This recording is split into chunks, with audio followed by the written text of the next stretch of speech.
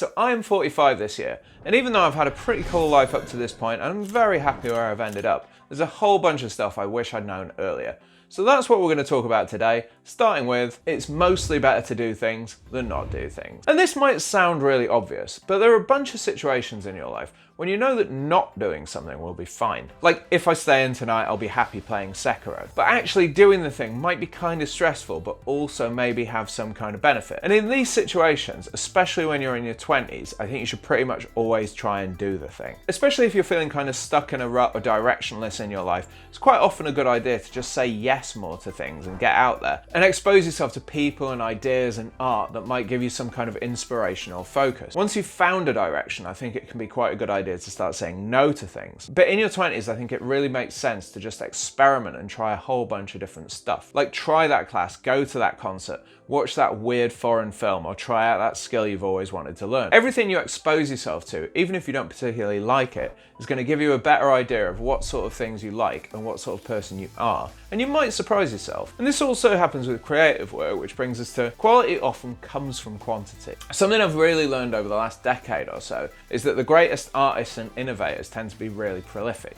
They just produce a whole lot of stuff, which tends to naturally up the quality of it over time. So for instance, if you start drawing every single day, you'll soon pick up on the things you aren't good at and start tweaking them until the drawing you produce on your 100th day is a lot better than the one you did on the first. Or if you start a newsletter and commit to writing it every week, you constantly have to think about ways to frame your ideas and actually get them down on paper. And after a year, you've got about 50 mini essays that you would have probably left unfinished if you were just writing them and not publishing them anywhere. So when you just do more stuff, you raise the chances that some of that stuff will be great, or that someone will see it and want to help you or connect with you. And when you don't do stuff, you don't. By the way, I do have a newsletter where I talk about creativity and getting started on projects. It's totally free, there's a link in the comments, and I would love it if you signed up. It took a while to get going, but now a couple of thousand people read it every week. Which brings us to, you overestimate what you can do in a month, but you underestimate what you can do in a year. So something that happened when I was young is that I really wanted to do everything quickly. So I'd get into a martial art and I'd try to train every day, or I'd decide to write a book and then I'd try and crank out 10,000 words in a week. And I think that's kind of natural because when you're in your 20s, you feel this real need to make an impact on the world while you're still young enough to enjoy it. But the trouble is you can waste more time looking for shortcuts and burning out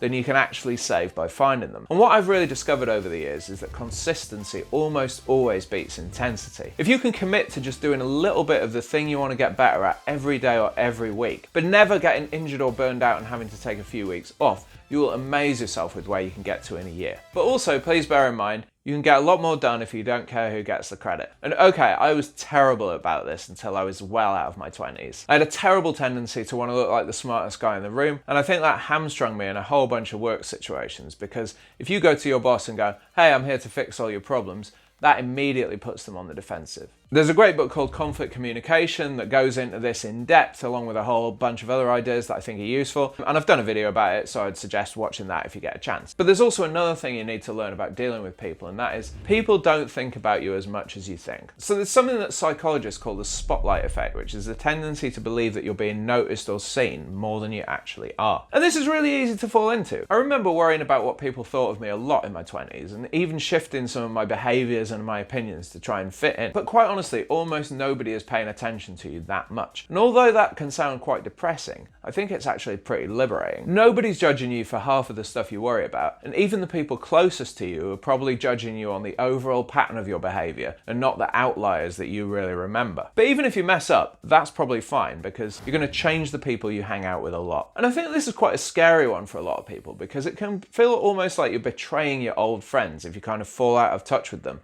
or go proactively looking for new people to hang out with. But a bit of advice that really reframed the way I think about this is that everyone's on their own trajectory through life. And sometimes your trajectory is going to intersect with a whole bunch of other people's. And so you share challenges with people and you relate to them and you get really close to them. And sometimes that's something that you will keep up forever. But sometimes your trajectories take you away from each other. And that's fine. So what I would really suggest is keeping the people who are a positive influence on your life around you as much as you can, but not worrying too much if you naturally drift apart from people that you're just kind of friends with, and definitely not worrying about trying to make new friends. There's a time in your life when it feels almost kind of needy to like reach out to someone and go, hey, do you want to go for a beer or a coffee or whatever? But as I've got into my 40s, I've got a lot more chill about it because the worst they can do is say no.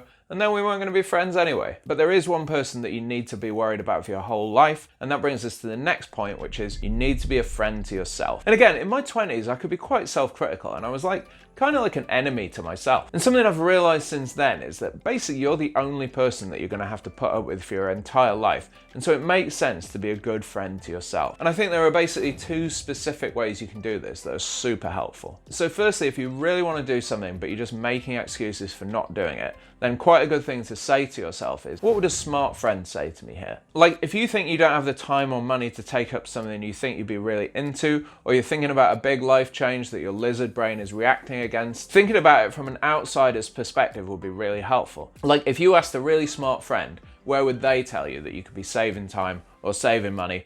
Or what kind of decisions would they tell you to make? But the flip side of this is not being too hard on yourself. So if you're beating yourself up over something, whether that's the fact that you procrastinate, or that you've made a mistake, or that you could have done better on an exam or some kind of performance, I think a really helpful question to ask yourself is, what would I say to a friend who did this? And if the answer is, okay, maybe you should work harder next time, or build better habits, or think things through better, then that's totally fine. But if you wouldn't spend a whole day calling your friend an idiot, you probably shouldn't do that to yourself either. And if something you're telling yourself at any time is that you've wasted your life, then remember that you would hopefully never tell a good friend that. But also remember that it's never too late to do anything, but you'll have a lot more spare time to do it when you don't have kids. And I guess I kind of knew this. Like, I did a lot in my 20s that I'm really glad that I did. I went to Thailand, China, and Brazil to train in martial arts. I spent a lot of time going on adventures and hanging out with my friends. But I think it's almost impossible to understand how much spare time not having kids gives you until you actually have kids. And I love my 6-year-old. He is absolutely fantastic. I hang out with him as much as I possibly can.